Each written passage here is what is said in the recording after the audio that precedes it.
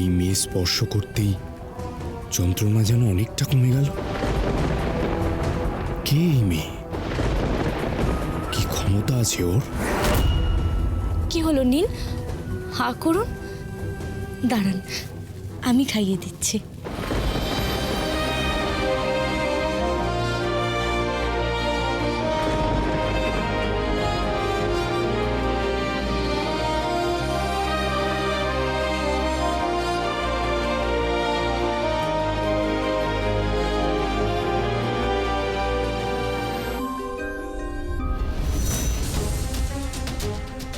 বেদকুমার, অভিরাজ, ওদের তো কোনো কোনো খোঁজ পেলাম না। মারুত কি ওদের কোনো সর্বনাশ করে দিল? আমি কি করে ওদের সন্ধান পাবো? কি করব এখন আমি? কি করব? কি অদ্ভুত পবিত্র শক্তি মেয়েটার।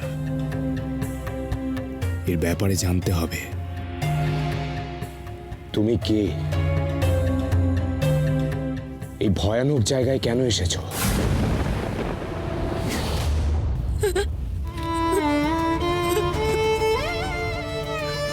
কি হলো, তুমি কাঁদছো কেন?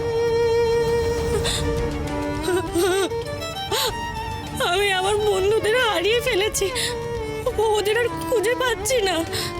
আমি এই রাজ্যে এক বড় উদ্দেশ্য নিয়ে এসেছিলাম। আমার নিজের জন্য নয়, এক মহান স্বার্থে এসেছি। কিন্তু কিন্তু এখন নিজেকে দিশেহারা মনে হচ্ছে।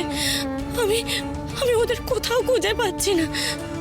আমার বন্ধুদের যদি আমি না খুঁজে পাই, তাহলে আমি আর এক পাও এগোতে পারবো না। তুমি এখানে কেন এসেছিলে বললে না তো? পথ ভুল করে এখানে চলে এসেছি। আমরা ধনুষ্টঙ্কার পর্বতের দিকে যাচ্ছিলাম।